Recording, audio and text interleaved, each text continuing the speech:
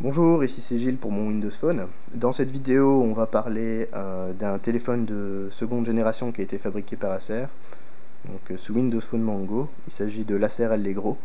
Donc, si on n'a pas beaucoup entendu parler du constructeur auparavant, c'est simplement parce qu'Acer a choisi d'attendre Mango avant de se lancer dans l'aventure. Donc, au niveau de l'appareil, ici, il faut savoir qu'il est disponible en deux coloris, une version bleu nuit et une version blanc iceberg. Donc, comme vous l'aurez remarqué, j'ai ici la version bleu nuit. Donc, je vais vous laisser l'admirer sous toutes ses coutures.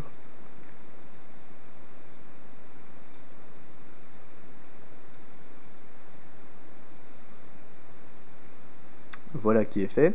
Au niveau caractéristiques techniques, il faut savoir que l'Acer Allegro est l'un des plus petits téléphones, un des plus petits Windows Phone en tout cas, dans le sens où il a une diagonale d'écran de 3,6 pouces.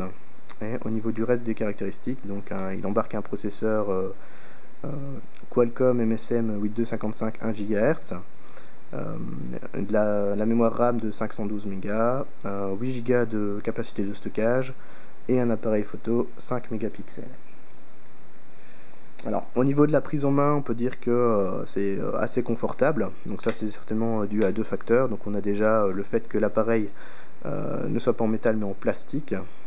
Donc on n'a pas la sensation de froid, même si c'est pas un matériau noble. On a également les bords arrondis de l'appareil, donc qui contribuent à vraiment avoir un bon maintien en main. Donc c'est assez confortable.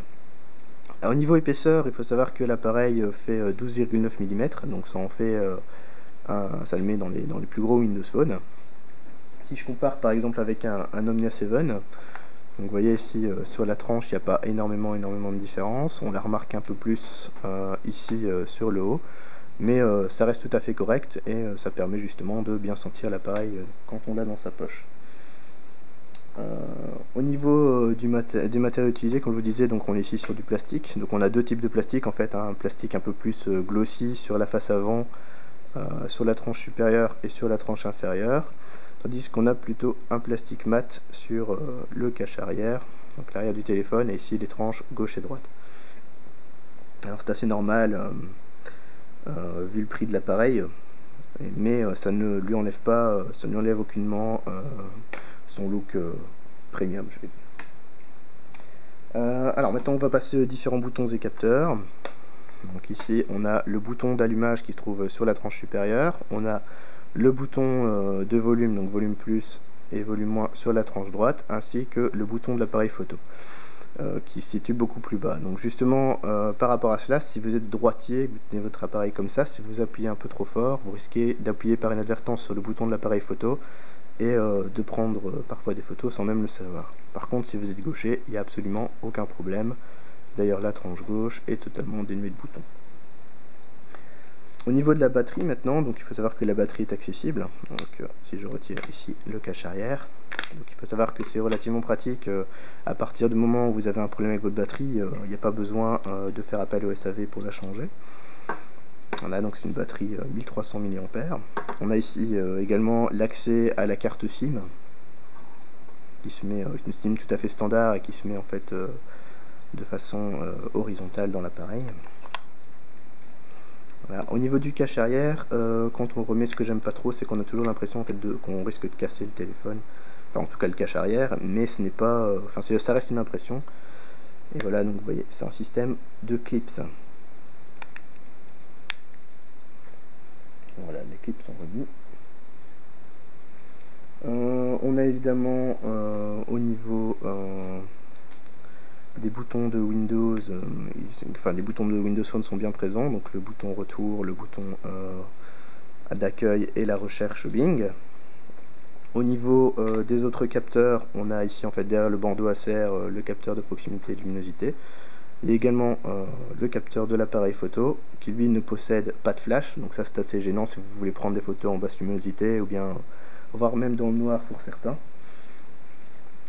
Si on passe maintenant aux autres ports, donc vous allez voir qu'il y a ici la prise jack, donc qui elle sera parfaite pour accueillir votre casque audio. Il y a également le port ici micro USB, donc qui se situe sur la tranche inférieure de l'appareil. Donc ça c'est vachement pratique si vous êtes en voiture et que vous mettez votre téléphone sur un support pour le connecter.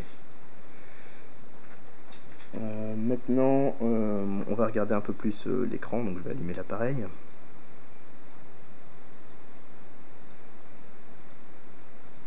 Voilà, il démarre relativement vite, hein.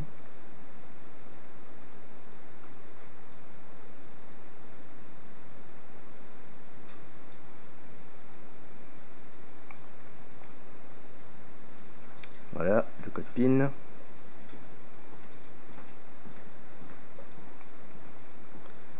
Ok.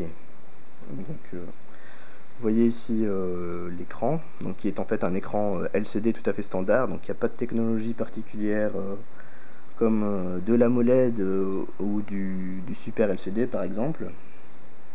Donc il faut savoir que étant donné sa taille de 3,6 pouces, ça permet de garder une très bonne densité de pixels.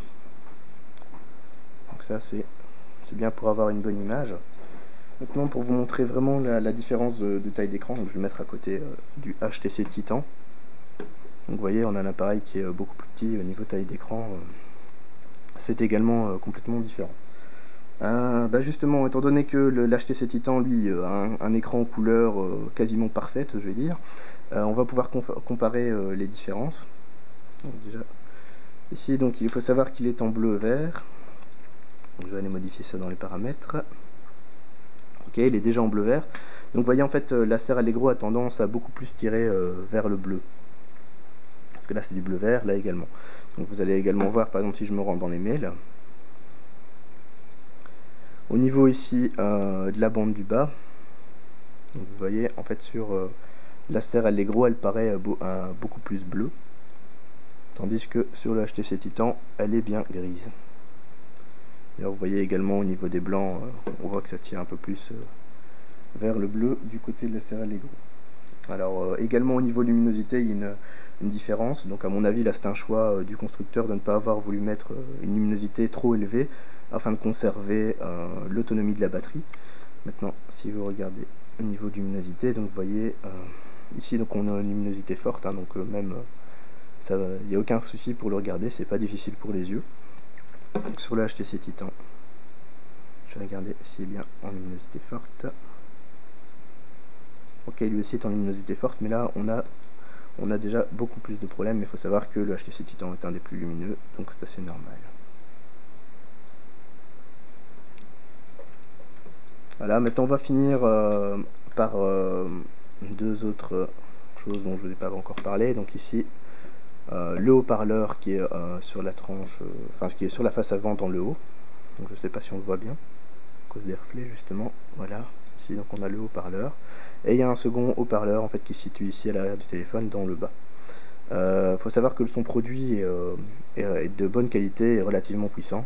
Et personnellement, moi j'ai bien aimé écouter de la musique sur ce téléphone.